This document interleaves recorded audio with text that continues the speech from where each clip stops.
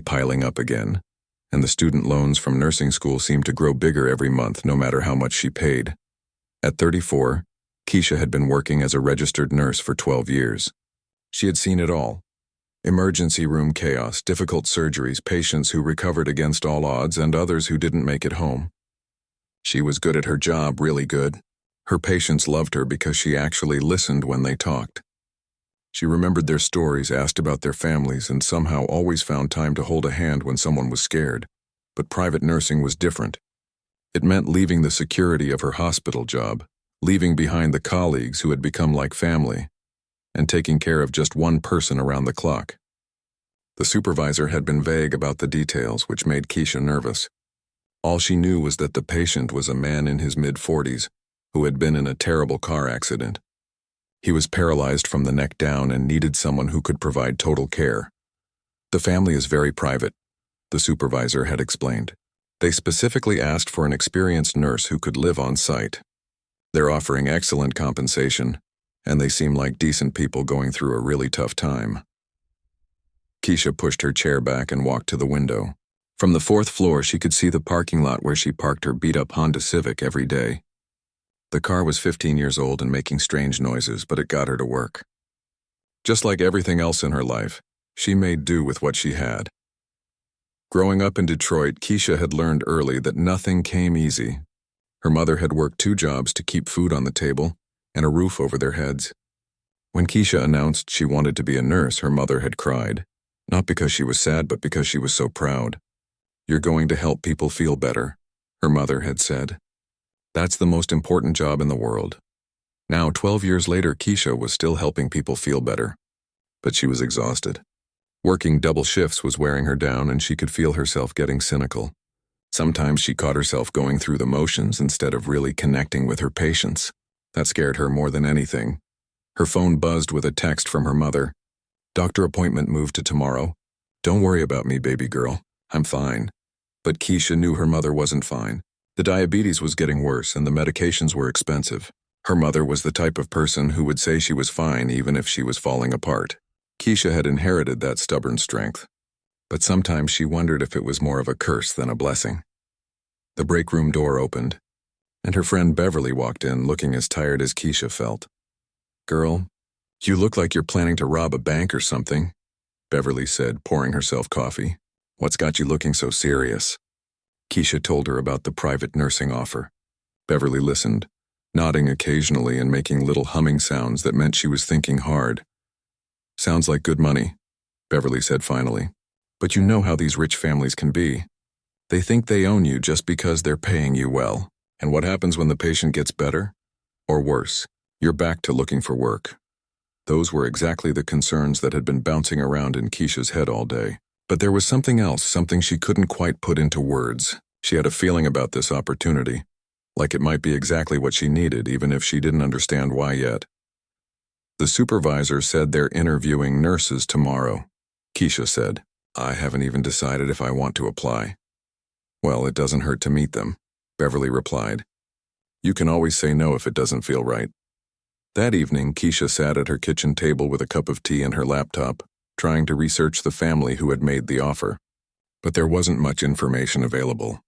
The patient's name was David Chen, and all she could find was a brief mention in a local newspaper about a car accident 3 months ago. No details about his family, his job, or his background. She called her mother like she did every night. "Mama, I might have an opportunity for a new job," she said, explaining the situation carefully. Her mother was quiet for a long moment. "Baby, you've been working yourself to death at that hospital. Maybe it's time for a change. Sometimes God opens doors we didn't even know we were looking for. But what if it doesn't work out? What if I give up my secure job for something that falls apart in a few months? Keisha, honey, you've been taking care of everyone else your whole life. Maybe it's time to take a chance on yourself. If it's meant to be, it'll work out. If not, you're smart and talented enough to figure something else out." The next morning, Keisha found herself driving to an address across town. The rehabilitation facility was smaller than she expected, nestled in a quiet neighborhood with tree-lined streets. It looked more like a large house than a medical facility, which was probably the point. She was greeted by a woman named Patricia, who introduced herself as the family's representative. Patricia was professional but warm, asking questions about Keisha's experience and philosophy of patient care. What surprised Keisha was that Patricia seemed more interested in her personality than her technical skills. "David has been through a lot," Patricia explained. "The accident changed everything for him. He's dealing with not just the physical challenges, but the emotional ones too. He needs someone who sees him as a person, not just a medical case." They walked through the facility, and Patricia showed her the patient's room in the small apartment next door, where the live-in nurse would stay. Everything was clean and comfortable, but not fancy. It felt like a place where someone could actually heal, not just survive. "Would you like to meet David?" Patricia asked. Keisha's heart started beating faster. This was the moment that would decide everything. She nodded, and Patricia knocked gently on a door before opening it. The man lying in the hospital bed looked smaller than she had expected. He was Asian American, probably in his mid-40s, with dark hair and intelligent eyes that seemed to be studying her carefully. There was something sad about those eyes, but also something sharp, like he was seeing more than most people noticed. "David, this is Keisha Williams. She's the nurse I told you about." Keisha stepped forward and smiled. "Hello, David. It's nice to meet you." He looked at her for a long moment before speaking. His voice was quiet but clear. "Patricia tells me you've been working at Metropolitan General for 12 years. That's a long time to stay in one place." "I believe in commitment," Keisha replied. "When I care about something, I stick with it." Something flickered in David's eyes, approval maybe, or recognition. "And what would make you want to leave a job you've been committed to for 12 years? It was a fair question, and Keisha appreciated that he asked it directly. She thought about giving a polite answer about seeking new challenges, but something about David made her want to be honest.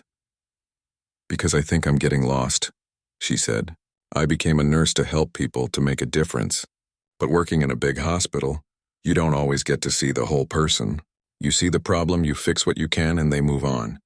I miss really connecting with the people I'm supposed to be helping." David nodded slowly. "And you think private nursing would be different?" "I think it would give me the chance to do the job the way I always wanted to do it. To really help someone heal, not just treat their symptoms." For the first time since she'd entered the room, David almost smiled. "I think," he said, "we should talk about you taking this position." An hour later, Keisha was driving home with a job offer and a decision to make. The pay was better than she had hoped, and something about David had touched her heart. He seemed like someone who had given up hope, and she had spent her career helping people find their way back to hope. She called Beverly from her car. "I think I'm about to make either the best decision of my life or the biggest mistake." "Those are usually the same thing," Beverly laughed. "What's your gut telling you?" Keisha thought about David's eyes, about the way he had looked at her like he was trying to figure out if she was real. She thought about her mother's words about doors opening when you least expect them. "My gut is telling me to take the leap." "Then take it, girl. Some of the best things in life come from saying yes when you're scared to say yes." That night, Keisha called Patricia and accepted the position. She would start in 2 weeks after she finished her notice at the hospital. As she hung up the phone, she felt something she hadn't felt in a long time: excitement about the future. She had no idea that her decision to care for David Chen would change, not just his life, but hers in ways she could never imagine. Moving into the small apartment next to David's room felt like stepping into a different world. Keisha had packed everything she owned into her Honda Civic, said goodbye to her colleagues at Metropolitan General, and driven across town to start the most challenging job of her nursing career. The first week was harder than she had expected. David barely spoke, spending most of his time staring at the ceiling or out the window. When Keisha tried to make conversation, he would give short answers or sometimes not respond at all. She could feel his frustration radiating from every part of his body. Here was a man who had gone from being independent to needing help with everything, and the anger was eating him alive. "Good morning, David," Keisha said on her 8th day, opening the curtains to let in the sunshine. "It's a beautiful day outside. Maybe we could sit by the window later?" "What's the point?" David replied, his voice flat. "Beautiful day, ugly day, it's all the same from here." Keisha had worked with depressed patients before, but something about David's hopelessness cut deeper than usual. Maybe it was because she was with him all day, every day, Maybe it was because she could see the intelligence in his eyes and knew he was trapped inside a body that wouldn't cooperate. She started small. While helping him with his physical therapy exercises, she would tell him stories about her childhood in Detroit. She talked about her mother's garden, about the neighbor who taught her to play chess, about the time she accidentally dyed her hair green trying to color it at home. Slowly, very slowly, David started asking questions. "Your mother still lives in Detroit?" he asked one afternoon while Keisha was helping him with his arm exercises. "Same house I grew up in," Keisha replied, grateful for any conversation. She says she's too old to start over somewhere new, but I think she just loves that neighborhood. She knows everyone for 3 blocks in every direction. "That sounds nice," David said quietly. Having roots somewhere, Keisha noticed he never talked about his own family or friends. When she asked about visitors, his face would close off, and he would change the subject. It seemed like she was the only person in his world, which made her feel both honored and worried. As the weeks turned into months, Keisha threw herself into David's care with an intensity that surprised even her. She researched his condition obsessively, reading medical journals late into the night and calling specialists to ask about new treatments. When the physical therapist suggested exercises that seemed too basic, Keisha pushed for more challenging routines. "You're pushing him too hard," Dr. Martinez told her during one of David's checkups. "His injury is severe. We need to be realistic about what's possible." "Realistic doesn't mean giving up," Keisha shot back. "I've seen patients with similar injuries make incredible progress with the right approach." Dr. Martinez shrugged, clearly not interested in arguing with a nurse who thought she knew better than the doctors. But Keisha didn't care what the doctor thought. She could see tiny improvements in David's condition that others were missing. The way his fingers would twitch when she touched his hand, the slight movement in his shoulder when he was concentrating hard on something. Those small signs of progress became her obsession. She started keeping detailed notes about every tiny change, tracking his responses to different treatments and exercises. When the facility's equipment seemed inadequate, Keisha began spending her own money on specialized tools she thought might help. "You don't have to do that," David said when she brought in an expensive nerve stimulation device she had ordered online. "I want to," Keisha replied, setting up the equipment. "If this helps even a little bit, it's worth it." What she didn't tell David was that buying the device meant she couldn't pay her full rent that month. She had called her landlord and arranged to pay half now and half later, promising she was good for the money. The truth was, Keisha was slowly draining her savings account for David's care, but she told herself it was temporary. Once he improved enough to need less intensive care, she could rebuild her finances. David began to change in small ways. He started asking about Keisha's life outside of work, wanting to know about her dreams and goals.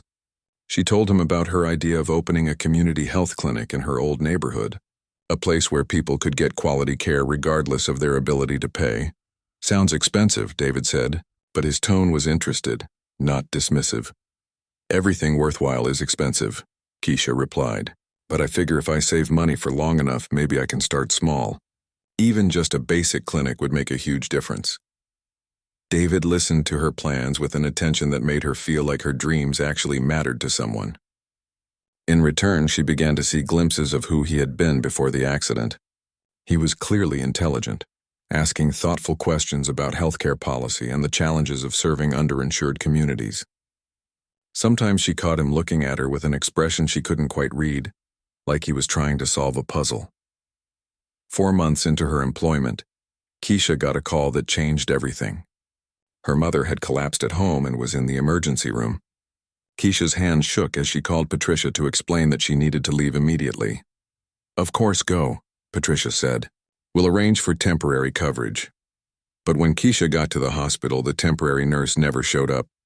After spending 6 hours with her mother and getting her stabilized, Keisha drove back to the facility to check on David.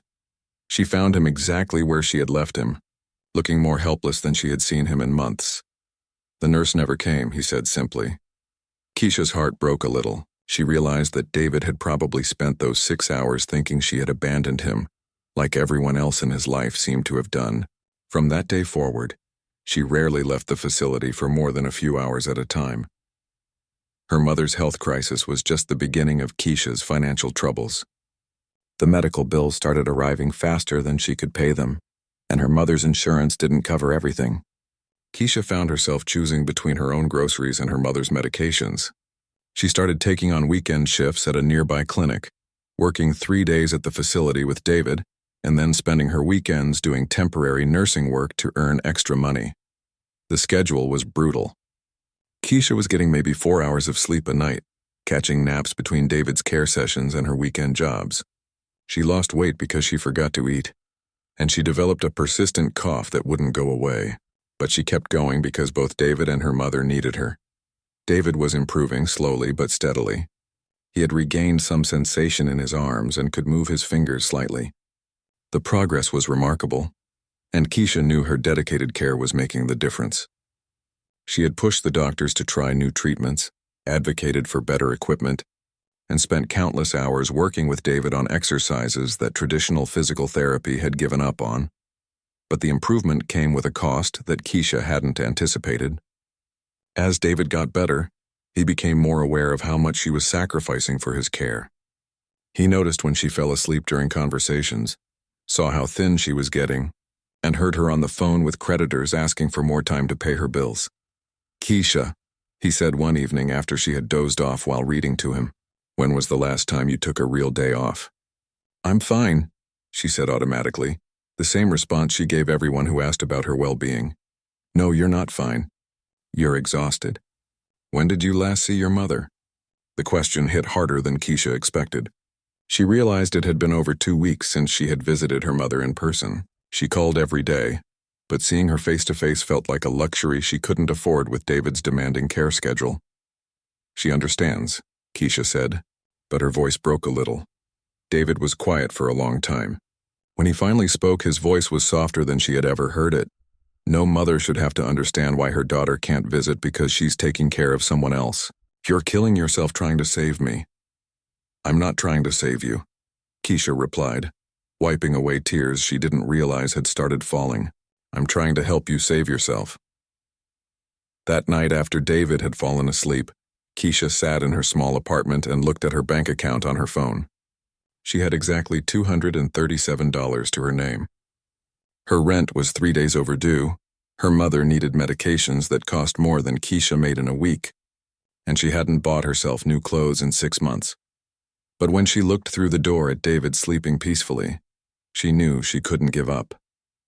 Something told her he was on the verge of a breakthrough, that all her sacrifices were about to pay off. She just had to hold on a little longer. What Keisha didn't know was that David lay awake most nights, aware of every sacrifice she was making for his care. He had wealth beyond her imagination, enough money to solve all her problems with a single phone call.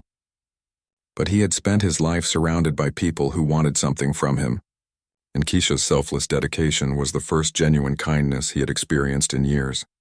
Every day, David wrestled with whether to reveal who he really was. Every day he watched Keisha choose his well-being over her own, and every day he fell a little more in love with her pure heart. But he was terrified that telling her the truth would change everything between them. So he stayed silent, watching the woman who was saving his life slowly destroy her own, knowing he had the power to help her, but afraid that helping would mean losing the only real relationship he had ever known. The weight of that secret was becoming unbearable for both of them, though neither realized the other was carrying a burden too heavy to bear alone. The call came at 3 a.m. Keisha jolted awake in her small apartment, heart racing as she grabbed her phone. Her mother's neighbor, Mrs. Rodriguez, was crying on the other end.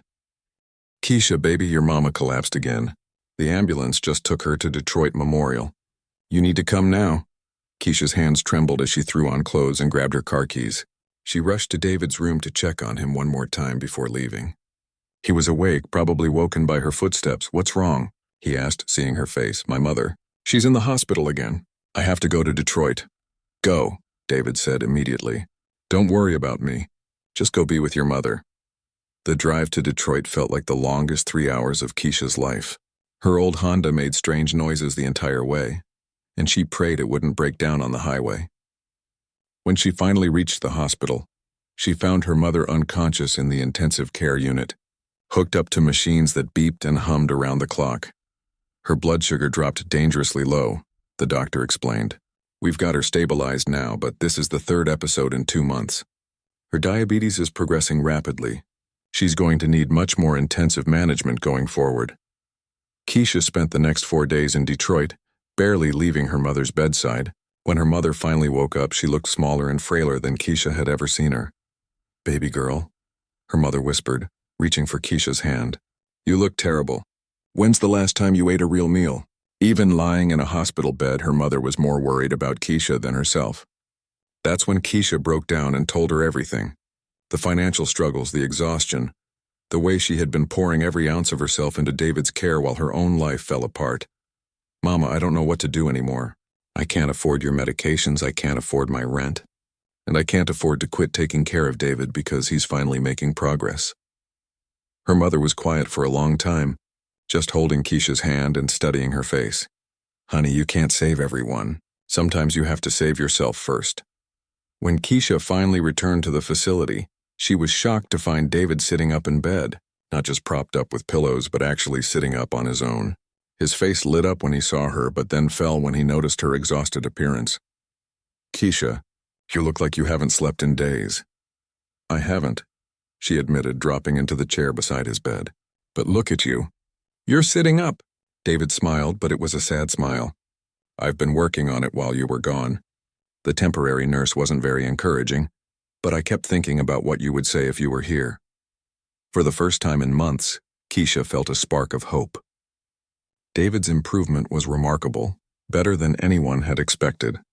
All her sacrifices, all the sleepless nights and financial stress were finally paying off, but that hope was short-lived. Over the next few weeks, Keisha's world continued to crumble. Her landlord called to say she was being evicted for non-payment of rent. Her mother needed medications that cost $800 a month, money Keisha simply didn't have. The Honda finally broke down completely, leaving her stranded at a gas station with a repair bill she couldn't afford. David watched all of this happen with growing anguish. He saw Keisha taking phone calls from creditors, saw her eating nothing but peanut butter sandwiches to save money, saw her walking to work because she couldn't afford to fix her car. Every day he wrestled with his conscience about revealing his identity. The truth was, David had never expected Keisha to care for him the way she did. In his previous life as one of the richest men in the country, he had been surrounded by people who wanted something from him. Employees, business partners, even friends and family members all had their hands out, looking for money or favors or opportunities. But Keisha was different. She cared for him with a dedication that had nothing to do with what she could get from him. She fought for his recovery when doctors gave up. She spent her own money on equipment that might help him. She sacrificed her own health and well-being for his progress. The problem was, the longer he waited to tell her the truth, the harder it became. How could he explain that he had watched her struggle financially while sitting on billions of dollars? How could he make her understand that he had needed to know her feelings were genuine before he could trust her with his secret? One evening, while Keisha was helping him with his physical therapy exercises, David noticed she was moving slower than usual. Her hands were shaking slightly and she looked pale. "When did you last eat?" he asked. "I had a sandwich earlier," Keisha replied, but her voice lacked conviction. "What kind of sandwich?" "Just peanut butter." David's heart sank. He knew that was all she had been eating for days because it was all she could afford. Meanwhile, he could buy the entire building they were in without even checking his bank account. That night, David lay awake staring at the ceiling. In the room next door, he could hear Keisha on the phone with someone, probably a creditor. Her voice was tired and defeated in a way that made his chest ache. "I understand you need the payment," she was saying. "I just need a little more time. My mother is sick and I'm doing everything I can." The next morning brought news that shattered what was left of Keisha's composure. Her mother had been readmitted to the hospital, and this time the doctors weren't optimistic. The diabetes had caused complications that would require surgery that insurance would only partially cover. Keisha sat in David's room, staring at the medical bills spread across her lap. The numbers blurred together through her tears. "I can't do this anymore," she whispered. "I can't save everyone." David's heart was breaking watching her fall apart. This strong, dedicated woman who had given him hope was being destroyed by circumstances he could fix with a single phone call. But he was paralyzed by fear, afraid that revealing his wealth would change everything between them. "What if I told you there was a way to help your mother?" David said carefully. What if someone could pay for her surgery, her medications, everything she needs? Keisha looked up, hope flickering in her tired eyes. What do you mean? David took a deep breath. This was the moment he could tell her everything. But looking at her face, seeing how desperate she was, he lost his nerve. I mean, there are programs, charities that help with medical expenses. I could help you research them. The hope in Keisha's eyes died, and David hated himself for being such a coward. 3 days later, Keisha got the call she had been dreading. Her mother had taken a turn for the worse and didn't have long to live. Keisha dropped everything and drove back to Detroit in a borrowed car, not knowing if she would have a job to return to. She spent her mother's final days holding her hand and sharing memories. Her mother was peaceful at the end, but Keisha was consumed with guilt. If she had been able to afford better care, better medications, maybe her mother would have had more time. At the funeral, Keisha stood beside the grave with empty pockets and a broken heart. She had given everything she had to try to save the two people she loved most, and she had failed them both. Her mother was gone, and David's progress would mean nothing if she couldn't continue his care. When she returned to the facility after the funeral, David took one look at her and knew something fundamental had changed. The light that had always shone in Keisha's eyes was gone, replaced by a hollow exhaustion that scared him more than his own paralysis ever had. "I'm so sorry about your mother," David said softly. Keisha nodded but didn't speak. She went through the motions of his care mechanically, efficiently, but without the warmth and connection that had defined their relationship. That night, David heard her crying through the thin walls between their rooms. It was a broken, hopeless sound that cut through him like a knife. He knew he had the power to take away her pain, to give her a life free from financial worry, to honor her mother's memory by ensuring Keisha never had to choose between caring for others and caring for herself again. But he also knew that once he told her the truth, their relationship would never be the same. The woman who had seen him as just David, who had cared for him without knowing about his wealth, would be gone forever. In her place would be someone who knew he was David Chen Morrison, billionaire, who would always wonder if her feelings were genuine or influenced by his money. As Keisha's quiet sobs continued through the wall, David faced the hardest decision of his life. He could continue to protect his secret and watch the woman who had saved him destroy herself with grief and financial stress. Or he could reveal the truth and risk losing the only authentic relationship he had ever known. The weight of his secret had become unbearable, but the fear of losing Keisha was even worse. In his paralyzed body, David felt more helpless than ever, trapped not by his physical limitations but by his own emotional cowardice. Tomorrow, he decided, he would find the courage to tell her everything. Tomorrow he would risk losing her to save her, but tonight, he would lie awake listening to her cry, knowing that every tear she shed was one he could have prevented if he had been brave enough to trust her with his heart as completely as she had trusted him with hers. 3 weeks after her mother's funeral, Keisha sat beside David's bed at 2 a.m, unable to sleep.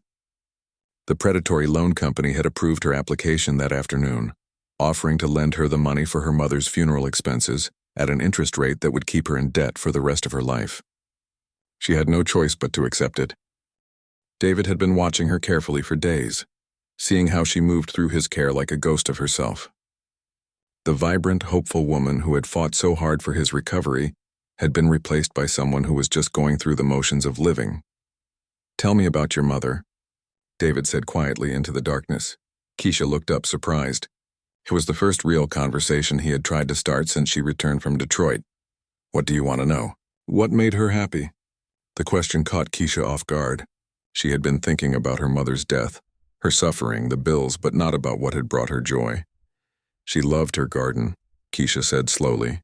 Every spring she would plant tomatoes and peppers and these beautiful sunflowers that grew taller than the fence. She said watching things grow gave her hope. What else? She loved when I would call her and tell her about my patients. Not the medical details, but the people, like Mrs. Washington, who knitted hats for all the nurses, or little Tommy, whose drawings covered half the pediatric ward. Mama said I saw the best in people, and that made her proud. David listened as Keisha talked about her mother for the first time since the funeral. With each memory she shared, a little bit of the old Keisha seemed to come back. But then reality would creep in again and her face would close off.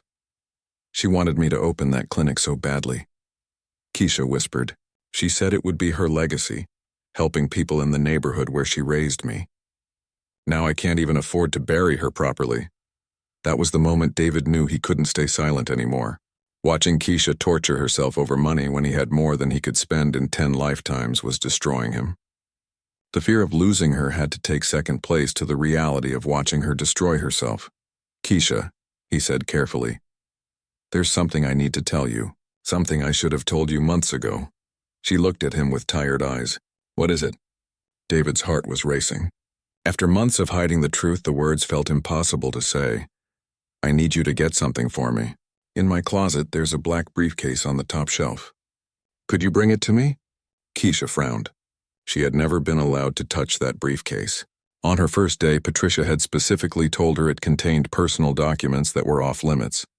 David, I'm not supposed to. Please, he said, and something in his voice made her stop arguing. She brought him the briefcase, and with shaking hands, David managed to work the combination lock. Inside were documents, legal papers, and financial statements. He pulled out a folder and handed it to her. Read the name on those papers. Keisha opened the folder and felt her world tilt. The documents were financial statements for David Chen Morrison. With account balances that had so many zeros, she had to count them twice. $3.2 billion. I don't understand, she said, her voice barely a whisper. My full name is David Chen Morrison. I'm the founder of Morrison Technologies. Those news articles you probably never saw called me one of the richest men under 50 in the country. The folder slipped from Keisha's hands, papers scattering across the floor. She stared at David like she had never seen him before. You're a billionaire. Yes. And you let me. She couldn't finish the sentence. The weight of everything she had sacrificed, every dollar she had spent, every sleepless night she had endured while he sat on a fortune, hit her all at once. You let me destroy my life for you while you could have helped me the entire time? David's heart broke at the pain in her voice. Keisha, please let me explain. But Keisha was already standing, backing away from the bed like he was a stranger. Explain what? That you watched me lose everything while you had billions of dollars? That you watched my mother die while I couldn't afford her medications? It wasn't like that. Then what was it like, David? Or is that even your real name? It is my real name. And I know how this looks, but you have to understand what my life was like before the accident. Everyone who came near me wanted something. Money, investments, donations, jobs for their relatives. I never knew if anyone actually cared about me or just what I could give them. Keisha laughed, but it was a bitter sound. So you decided to test me? To see if I was genuine by watching me go broke taking care of you? No, that's not. It started that way, but it became something else. I fell in love with you, Keisha. I fell in love with your kindness, your dedication, your pure heart. I was terrified that if I told you the truth, you would change. That you would start seeing dollar signs instead of seeing me. So instead, you let me suffer. You let my mother die thinking I couldn't take care of her. David was crying now, tears streaming down his face. I know I was wrong. I know I was a coward. Every day I wanted to tell you, but I was so afraid of losing what we had. Keisha stared at him for a long moment, and David could see her processing everything. The modest facility that probably cost him nothing, the family representative who was likely his employee, the insurance that supposedly ran out but somehow his care continued. How long were you planning to keep lying to me? I don't know. I was going to tell you tomorrow, I swear. Watching you break down over your mother's funeral costs, I couldn't take it anymore.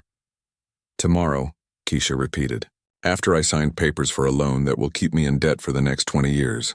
She turned to leave, but David called after her desperately. Keisha, please don't go. Let me fix this. Let me pay for everything, the funeral, your mother's medical bills, your debts. Let me give you the money for your clinic. She stopped at the door but didn't turn around. You think this is about money? Isn't it? No, David, this is about trust. This is about the fact that I poured my heart and soul into caring for you. And you repaid me by lying to my face every single day. This is about the fact that my mother died thinking she was a burden on me when you could have given her the best care in the world with pocket change. I can still do that. I can honor her memory. I can build a hospital in her name. Now Keisha did turn around, and the look on her face was one David had never seen before. You can't bring her back. All the money in the world can't undo what's already done. She walked out, leaving David alone with his billions and his regret. For the next 3 days, Keisha avoided David completely. She arranged for another nurse to cover his care and disappeared. David was frantic, calling Patricia constantly to find out where she was. She's staying at a motel across town, Patricia finally told him. David, she's devastated. You broke her heart. I need to see her. I need to make this right. I don't think she wants to see you, but David was determined. He had Patricia arrange for him to be transported to the motel, a complicated process that required a medical transport van and portable equipment. When Keisha opened her motel room door and saw him there, her face went through a range of emotions. What are you doing here? I came to apologize. And to give you this, he handed her an envelope. Inside was a check for $5 million and the deed to a building in her old neighborhood in Detroit. I can't accept this. It's not charity. It's payment for the months you cared for me without proper compensation. And the building is for your clinic. It's already equipped and staffed, waiting for you to run it. Keisha stared at the papers, overwhelmed. I also set up a foundation in your mother's name. It will provide free health care to uninsured families. Your mother's legacy will be helping thousands of people get the care they need. David, I know I can't undo the pain I caused you. I know I can't bring your mother back or take away the stress you went through. But I can make sure you never have to choose between caring for others and caring for yourself again. Keisha was crying now, holding the papers that represented everything she had ever dreamed of. I don't know if I can forgive you. I don't expect you to, but I love you, Keisha. And if you'll let me, I want to spend the rest of my life proving that you mean more to me than all the money in the world. She looked at him sitting in his wheelchair, vulnerable and sincere in a way she had never seen before. The anger was still there, but underneath it was something else. The love she had developed for the man she thought was just David, struggling to reconcile with the truth about David Chen Morrison. I need time, she said finally. Take all the time you need. I'll wait. As David was transported back to the facility, he knew that everything between them had changed forever. But for the first time since his accident, he felt like he was being honest about who he really was. Whether Keisha could love that person remained to be seen. The truth was finally out, but the hardest part was just beginning. 6 weeks passed without a word between them. Keisha had cashed the check, but only because she needed to pay off the predatory loan and her mother's funeral expenses. The rest of the money sat untouched in her bank account, while she tried to figure out what to do with her life. She drove to Detroit to see the building David had given her. It was a beautiful 3-story structure in the heart of her old neighborhood, completely renovated and equipped with state-of-the-art medical equipment. A sign by the door read, Rosa Williams Community Health Center, named after her mother. Standing in the empty clinic, Keisha felt her mother's presence. This was everything they had dreamed about together, the chance to provide quality health care to people who couldn't afford it anywhere else. But the joy was mixed with pain, knowing it had come at such a cost. Her phone rang. It was Beverly from her old job at Metropolitan General. Girl, where have you been? I've been calling you for weeks. Keisha found herself telling Beverly everything, about David's real identity, about the money, about the clinic, about how confused and hurt she felt. So let me get this straight, Beverly said. This man gave you $5 million and a fully equipped clinic and you're mad about it? He lied to me, Beverly. For months. While I was struggling to pay for my mother's medications, he was sitting on billions of dollars. Okay, I get that. But honey, people lie for all kinds of reasons. Some people lie to hurt you. Some people lie to protect themselves. Sounds like he was protecting himself from getting hurt again. That doesn't make it right. No, it doesn't. But does it make it unforgivable? Keisha didn't have an answer for that. 2 days later, she was surprised to find Patricia waiting for her at the clinic. How did you know I'd be here? David asked me to give you this, Patricia said, handing her a letter. And to tell you that he's going back into the business world. He says his recovery is complete enough that he doesn't need full-time care anymore. Keisha's heart sank at the news, though she couldn't quite understand why. Is he okay? Physically, yes. He's regained most of the movement in his arms and some sensation in his legs. The doctors are calling it remarkable. But emotionally, Patricia shrugged. He's not the same person he was when you were caring for him. He's closed off again, back to being the David who trusts no one. After Patricia left, Keisha opened the letter with trembling hands. Dear Keisha, it began. I know you probably don't want to hear from me, but I needed you to know that caring for me changed my life in ways that have nothing to do with my physical recovery. You taught me what it means to be truly seen and cared for as a person. not as a bank account with legs. I understand why you can't forgive me. I made the choice to protect myself instead of trusting you, and that choice cost us both dearly. I will regret it for the rest of my life. I want you to know that everything I gave you comes with no strings attached. The clinic, the foundation, the money, it's all yours to do with as you see fit. If you never want to see me again, I'll understand. But if there's any part of you that remembers the connection we had, any part that believes people can change and grow from their mistakes, I'll be waiting. I love you, Keisha. Not because of what you did for me, but because of who you are. I love your strength, your compassion, your refusal to give up on people even when they've given up on themselves. I love the way you see the best in everyone, including me. If you decide to open the clinic, know that your mother would be proud. If you decide to walk away from everything connected to me, I'll understand that too. Whatever you choose, I hope you find happiness. You deserve all the joy in the world. Love always, David. Keisha read the letter 3 times, tears streaming down her face. She could hear David's voice in every word. Not the voice of David Chen Morrison, the billionaire, but the voice of the broken man she had fallen in love with while helping him heal. That night, she called her cousin Denise, who had been like a sister to her growing up. I don't know what to do, Keisha confessed.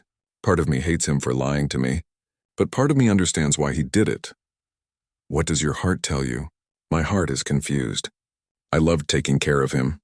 I loved seeing him get better. I loved our conversations and the way he listened to my dreams like they mattered. But how do I know what was real and what was just part of his test? Maybe, Denise said gently, you're asking the wrong question. Instead of wondering what was real for him, ask yourself what was real for you. The question hit Keisha like a lightning bolt. What had been real for her? Her feelings, her dedication, her love. None of that had been based on his money because she hadn't known about it. Her emotions had been completely genuine. The next morning, Keisha made a decision. She drove to the facility where David had been staying, but the nurse at the front desk told her he had checked out 2 days earlier. Do you know where he went? I'm sorry, I can't give out that information. But his assistant left a card in case anyone came looking for him. Keisha took the card and called the number. Patricia answered on the first ring. Keisha, where is he? He's at his estate outside the city. But Keisha, he's not doing well. Since you left, he's gone back to being the person he was before the accident. Closed off, suspicious of everyone, working all the time to avoid dealing with his emotions. Can you give me his address? An hour later, Keisha stood in front of massive iron gates, feeling intimidated by the sprawling mansion beyond them. This was David's real world, a world of wealth and privilege that felt 1,000,000 miles away from the modest facility where they had gotten to know each other. When she rang the bell, a security guard answered through the intercom. I'm here to see David, she said. Tell him it's Keisha. 5 minutes later, the gates opened. A golf cart came to pick her up because the driveway was so long. The mansion was beautiful but cold. Nothing like the warm, simple room where David had been recovering. She found David in his office, sitting behind a massive desk covered with computer screens and legal documents. He was back in a regular wheelchair, dressed in an expensive suit, looking every inch the billionaire businessman. When he saw her, his face went through a dozen emotions. Keisha, I didn't think. What are you doing here? I read your letter. David gestured for her to sit down, but the formality of the setting made her feel like she was visiting a stranger. I meant every word of it. I know you did. And that's why I'm here. For the next hour, they talked like they hadn't talked since before the truth came out. Keisha told him about visiting the clinic, about reading his letter, about the question her cousin had asked her. What was real for me was falling in love with a man who needed hope, she said. What was real was seeing you fight to get better, seeing you listen to my dreams, seeing you care about my mother even though you'd never met her. That person I fell in love with, was he real? He was the most real I've ever been in my life, David replied. Being with you, I didn't have to perform or prove anything. I could just be David, a man who was scared and broken and trying to heal. I've never felt that free with anyone else. Then why are you back to being this? Keisha gestured around the cold, formal office. Because I was afraid you would never forgive me. So I went back to the life I knew, the life where I don't have to risk getting hurt. Keisha stood up and walked around the desk to where David was sitting. She knelt down so they were at eye level. I was hurt.